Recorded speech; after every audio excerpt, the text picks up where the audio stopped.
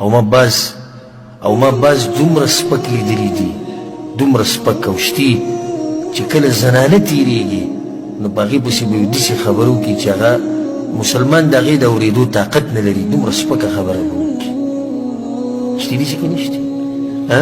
که زما دا خبرې غلطې او زه ځان نه پکې زیاتی کوم ما ته ووایه چې داسې خو نشتې، موږ نه دي لیدلي چې زنانه روانې دوی به په دوکان کې ناستې نو به دې زنانه پسې به څه وکړي، خبرې به پسې وکړي. او دوکان کې خو ډېر شی ناستې او د نقصان دی دوکان کې ناستې دا مې که چېرته زنانه دننه راتله غواړي او دننه نشي راتلی او که راشي نو په دوی کې به بعض هغه فاسقان او فاجران دي چې کله دا زنانه وځي نو په دې پسې خبرې شروع کړي. زه یو پیر یو بازار کې دا واقعه ما لیدلې پخپله.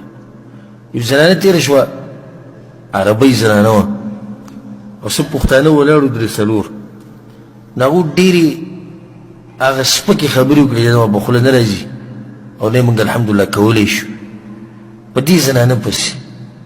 خو دا خو هغو ته پته نه وه چې دی پښتون دی، په دې زموږ په دې خبرو پوه شو. زه پسې ورغلم، دوا سلام مې ورسره وکړو، حاجي صاحب ما څنګه چې ما ته یې کتو حیران، د عربۍ ګورې د پښتو یې زده کړې که څه. بیا به ته په زور ما څنګه وایي خیمه ما ډېر زبردست کار دې وکړو. وایي څنګه جي پوه نه شو؟ ما یو زنانه ستا په ژبه نه پوهېده او خاوند یې نه ورور یې نه و، هغه دې وشرموله. ته ما ځان ته مسلمان وې او بیا ته ځان ته پښتون وې، ستا په ښځه پسې ښځې دې ما شتي که ستاسو ښځې شتي وي او شتي ما که ستاسو ښځې بازار ته لاړې شي او دقه شان خبرې پسې وکړي تا چې کمې وکړي څه خیال دی؟ ستا په خور پسې څوک وکړي، ستا په مور پسې څوک وکړي.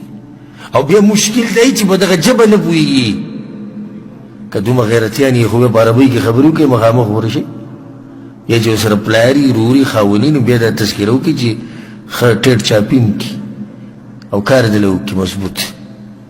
دا څومره بې غیرتوب زه دې ته وایم چې یو زنانه را روانه ده، الله دې کړي چې کافره زنانه وي او الله دې کړي چې لنډې او تنګې جامې اچولي دي او ځان یې په شرمونو شرمولی دی، خو دا خو د هغې کردار دی که نه. زما او ستا کردار خو به د قرآن او حدیث په چوکاټ کې که نه.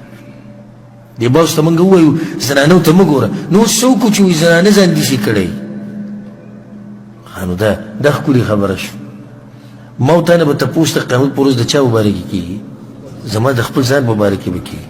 یا ایها الذین آمنوا علیکم انفسکم، ای مؤمنانو د خپلو ځانونو حفاظت وکړئ. الله وایي قیامت په ورځ الله مانه دا تپوس کوي چې پلانیه ته چې بازار ته تللی وې تا ولې دې زنانه ته کتو، خو مانه دا تپوس نه کوي چې په دې بازار کې چې دا پلانې ګرځېده دې لنډې تنګې جامې اچولې وې ولې، دا تپوس الله مانه نه کوي.